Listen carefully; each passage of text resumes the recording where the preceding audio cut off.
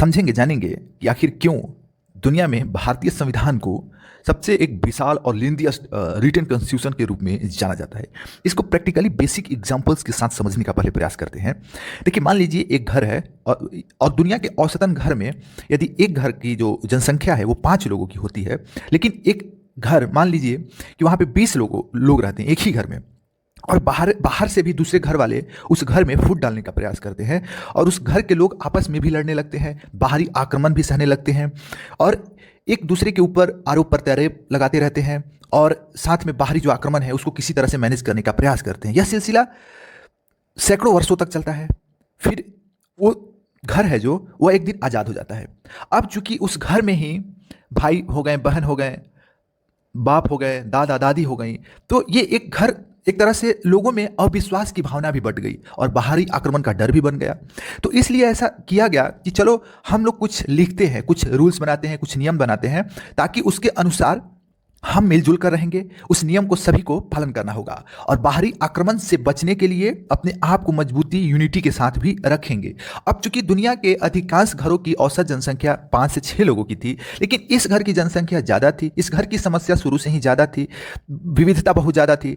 तो इन विविधता और इन विशाल जनसंख्या के कारण काफ़ी रूल रेगुलेशंस की भी ज़रूरत पड़ेंगी ही पड़ेंगी। इसी कारण से हमने इस घर में यानी कि उस घर के लोगों ने मिलजुल कर एक ऐसा नियमों का संकलन बनाने का प्रयास किया ताकि हर तरह की परिस्थितियों से आसानी से निपटा जाए। कुछ ऐसी ही परिस्थिति भारत के साथ भी हुआ जब ब्रिटिश और बहुत सारे फॉरेनर हमारे देश में घुसे, आक्रमण किए, शासन किए, लोगों पे का शोषण किया। तो इन सब के बाद जब हमें आज़ादी मिली तो हमने बहुत कुछ सीखा, हिस्टोरिकली रूप से सीखा, दूसरे देशों से सीखा, दुनिया में कैसे अन्याय होता है, भेदभाव होता है, शोषण होता है। तो इन सब बातों को ध्यान में रखकर जब हमारा संविधान बनाया गया तो चूंकि जनसंख्या विशाल था, अन्याय से न्याय की ओर हमें बढ़ना था, लोगों के कोई विकास के लिए हमें कार्य करने थे, विविधता थी, जनसंख्या विशाल था, इन सब बातों को ध्यान में रखकर जब आप नियम बनाएंगे तो यह नेचुरल है कि वह नियम बड़ा होगा। इसीलिए हमारा संविधान लेंथीएस्ट बन गया और माना जाने लगा कि भारतीय संविधान जो है वो वर्ल्ड्स लेंथीएस्ट रिटन कॉन्स्टिट्यूशन है।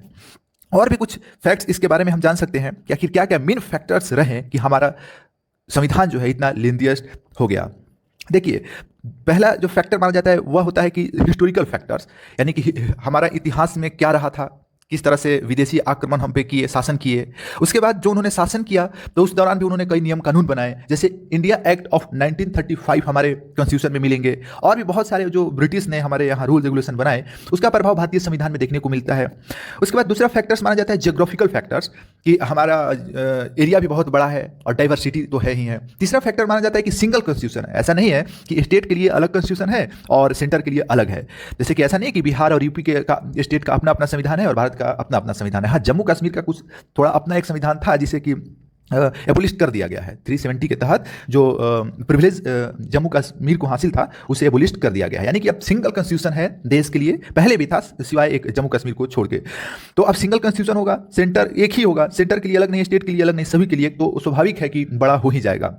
उसके बाद अगर देखा जाए तो संविधान के बड़ा होने में आप देखेंगे तो पहले जो कॉन्स्टिट्यूशन मेकर जो थे उनमें लीगल लोग बहुत ज़्यादा थे, एडवोकेट्स बहुत ज़्यादा थे, स्कॉलर्स बहुत ज़्यादा थे, तो काफ़ी लॉजिकल थे, तर्क वितर्क किया करते थे, हर पहलू पे ध्यान दिया करते थे। तो इन सब बातों को ध्यान में रखकर उन्होंने एक इतना बड़ा विशाल कॉन्स्टिट्यूशन बना डाला ताकि कोई भी व्यक्ति न्याय से ना रह जाए, सभी को न्याय मिले, सब मिलजुल कर रहे, एकता के साथ, किसी के साथ कभी भी भेदभाव ना हो। तो इन सब बातों को अगर ध्यान में रखा जाए तो कहा जा सकता है कि हाँ, हमारा संविधान लेंथीएस्ट तो है लेकिन एक बेहतर संविधान है, ना ही यह रिजिड माना जाएगा और ना ही फ्लेक्सिबल माना जाएगा।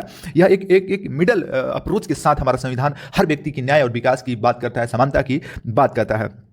उसके बाद अगर आप देखेंगे तो संविधान जब मूल रूप से जब बना था उसके बाद कई तरह के संविधान संशोधन भी हुए और उस संविधान संशोधन से ऐड होते होते भी बहुत सारे उसमें आर्टिकल्स से पार्ट्स वगैरह उसमें जुड़े। तो इन सब से भी धीरे धीरे संविधान लेंथीएस्ट होता गया, लेकिन इसके फायदे भी बहुत है कि दुनिया के कई देशों के संविधान कई बार बदल दिए गए, लेकिन भारतीय संविधान आज भी अपने अडिग रूप से एकदम खड़ा है, लोगों के न्याय, विकास और समानता की बात आज भी करता है। तो यह संविधान हमारे संविधान की एक बहुत बड़ी विशेषता है जो कि पूरी दुनिया इससे बहुत कुछ सीखती है। तो आज के लेक्चर में यही, अगले लेक्चर में हम कुछ और टॉपिक्स के साथ फिर से आपके सामने हाजिर होंगे। धन्यवाद।